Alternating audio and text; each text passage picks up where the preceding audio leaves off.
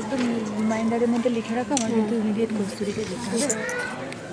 Serious কোনটা দিয়ে on করে? প্লে রেকর্ড হচ্ছে।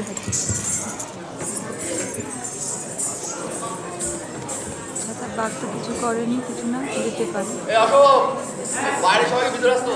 ওই ইয়েকে 500 টাকা দিয়েছি, একটা মেয়ে নাচ করে, তাই তো বলি নাচ করে কি নাটক করেছে একটা মেয়েকে। তাহলে আমরা আমাদের ওই 200 টাকা 1 টাকা ওর খরচটা দিয়ে দিলেও আমাদের হয়ে যায়। এই তো কি বাস নাকি? ভর্তি না হলে ছাড়বো না। হ্যাঁ তানিয়া শুরুই করা যায়। অনেকক্ষণ থেকে ভাবছি সেই রবীন্দ্রসঙ্গীতে কি জাদু আছে বলুন তো। যখনই শুনি মন প্রাণ কেমন যেন জুড়িয়ে যায়। এই একটি ব্যাপারে আমি আপনার সাথে সম্পূর্ণ একমত। রবীন্দ্রসঙ্গীতে সত্যিই জাদু আছে। চারিদিকে নানা রকম যান্ত্রিক শব্দ, ব্যস্ততা, ক্লান্তি, মনে হয় যেন ভিড়ে ঠাসা লোকাল ট্রেনের মধ্যে ঘরমত্ত কলে পড়ে দাঁড়িয়ে আছে। তারপর যখন রবীন্দ্রসঙ্গীত শুনি মনে হয় ফাঁকা মাঠে দাঁড়িয়ে দক্ষিণা হাওয়ায় দুলছি। ও তাহলে তো এই লোকাল ট্রেনগুলোতে রবীন্দ্রসঙ্গীত চালিয়ে দিলেই হয়, লোকেদের আর ঘাম হবে না।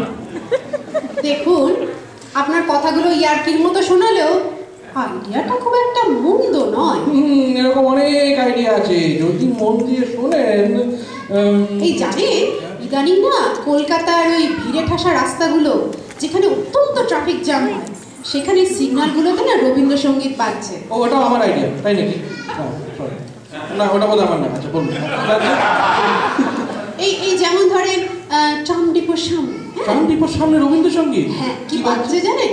কি বাজছে? কেন সারাদিন ধীরে ধীরে। তারপরে ধরেন রাইটার্স বিল্ডিং। কারা রাইটার্স বিল্ডিং এ যায় সেটা আপনি জানেন না? যায়, আসে আসে যায়। হ্যাঁ, তারা গাইছে আমরা সবাই রাজা, আমাদের এই রাজা রাজত্বে। রাস্তাগুলো একেবারে নিজেদের মনের কথা বলছে। বলেছে। তারপর সেদিন শুনলাম আলিপুর সেন্ট্রাল জেলের সামনে। Alipur central jail? ওখানে আমার অনেক বন্ধু থাকে, আমি জানি ওরা কি গান।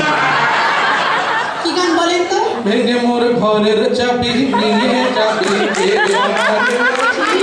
একদম ঠিক, একেবারে মনের কথা বলেছে। আর আচ্ছা, লালবাজার স্ট্রিটে কি বাজছে বলুন তো? ওখানে তো জানেনই লোকে কি আর্জি নিয়ে যায়। ওখানে গাইছে বড় আশা করে এসেছি গো কাছে ডেকে নাও। এইদিকে ইদানিং অফিস পাড়ায় কি বাজছে বলুন তো? জানি, মাঝে মধ্যেই আমার লেট হয়, তখন আমিও গাই আমার আর হবে না দেরি। বলেছে। আচ্ছা এবার ভেবে দেখুন, এই যে এইরকম ভাবে যদি আমেরিকাতেও বিশেষ বিশেষ স্থানে বিশেষ বিশেষ রবীন্দ্রসঙ্গীত বাজতো তাহলে কেমন হতো? আমেরিকার রবীন্দ্রসঙ্গীত বাজবে? তারও না, তো একজন শিল্পী এসে গেছে। হ্যাঁ, ভাবুন ভাবুন কোথায় কোথায় কি বাজানো যায়। এই ধরুন, হ্যাঁ আচ্ছা, হোয়াইট হাউসের সামনে কি বাজাবেন? হ্যাঁ, হোয়াইট হাউস। এই গানটা কেমন হয়? থাকতে দে আমায় থাকতে দে না। তারপরে ধরুন জেএফকে ইন্টারন্যাশনাল এয়ারপোর্ট, দেশ বিদেশ থেকে লোকজন আসছে, অ্যারাইভাল টার্মিনাল। কি বাজবে? আসছে তো বটে, তারপরে কোন দিকে যাবে ওই এয়ারপোর্টে কিছু খুঁজে পায় না। আমার মনে হয় এইটা গাইবে, আমি পথ ভোলা। একদম ঠিক বলেছে। আচ্ছা, এই নিউ ইয়র্ক স্টক এক্সচেঞ্জের সামনে তাহলে কি বাজানো যায়? স্টক এক্সচেঞ্জের যা অবস্থা, এই গানটা হতে পারে। আমার সকল নিয়ে বসে আছি সর্বনাশে।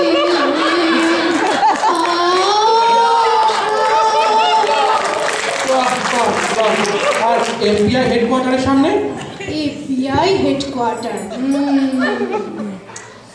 ওখানে তো জানেনি গোপন কথাটি রবে না গোপনে। আচ্ছা বলেন তো দেখি, ক্যাসিনোর সামনে এত লোক যায়, ওখানে কি বাজা উচিত? আমায় যে সব দিতে হবে আমি সেটা জানি জানি জানি জানি। আর ওই দেখুন বিএমডব্লিউ শোরুম। আমার মন বলে চাই চাই চাই গো।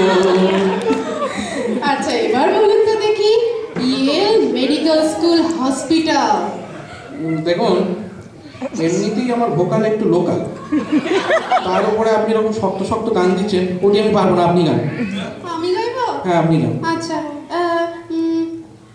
আমার ব্যথা যখন আনে আমায় তোমার দ্বারে।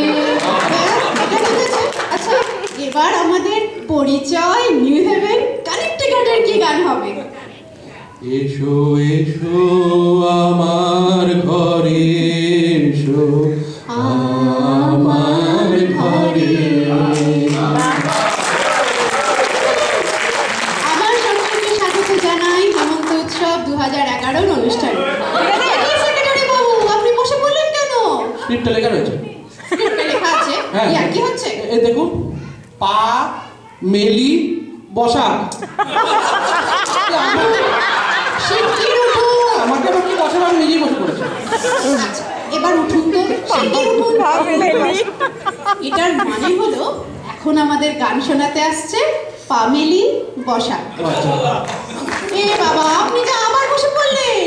চলুন চলুন, স্টেজের বাইরে চলুন। স্টেজের বাইরে গিয়ে পা মেলি বসিয়া গান শুনুন। আচ্ছা, সেই ভালো। হ্যাঁ।